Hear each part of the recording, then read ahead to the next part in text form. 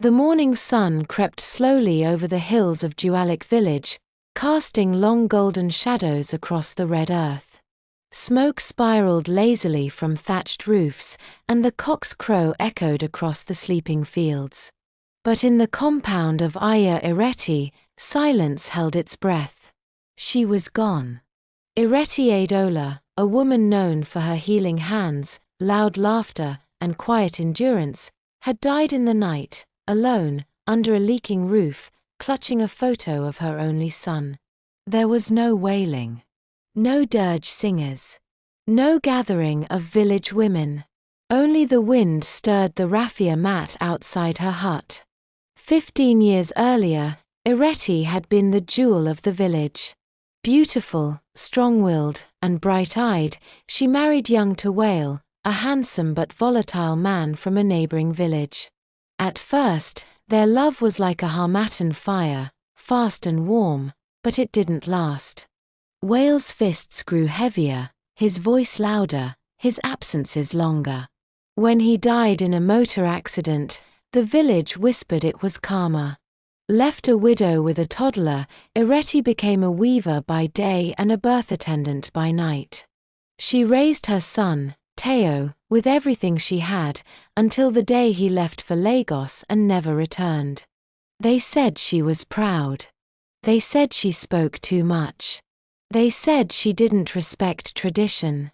When she refused to remarry, they called her cursed. When her son stopped sending money, they laughed behind her back.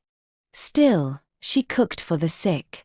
She delivered babies in the rain. She taught girls how to read. And she waited. Now, on the morning of her death, the village seemed eager to forget her. She was stubborn, muttered Baba I. She never bowed to elders, said Mama Sola. Why should we mourn her? Asked another. But a child was listening. Moyo, the 16-year-old girl Ireti had secretly sponsored through school. Moyo had sat by her bed the day before, when Ireti whispered, "Do not let them forget me." So, Moyo stood up.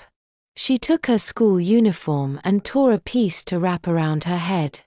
She went to the village square, climbed the speaking stone, and said in a loud, shaking voice, "Please mourn her.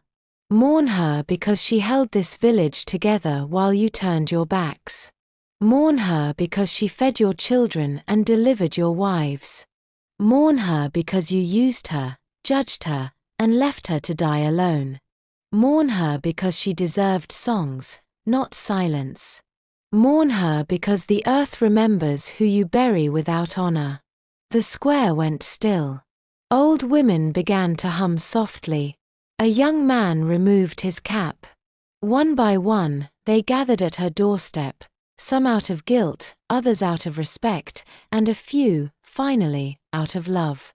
They sang that night, not the songs of perfect saints, but of broken vessels that still carried light. And far away in Lagos, Teo saw a photo on Facebook.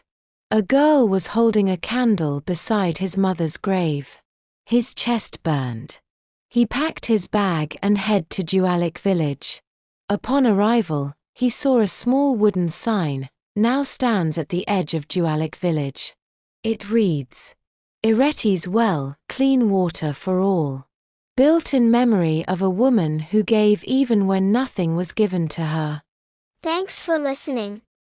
I hope you enjoyed it as much as I enjoyed telling it. Don't forget to subscribe, like, comment and share. Don't miss our next adventure.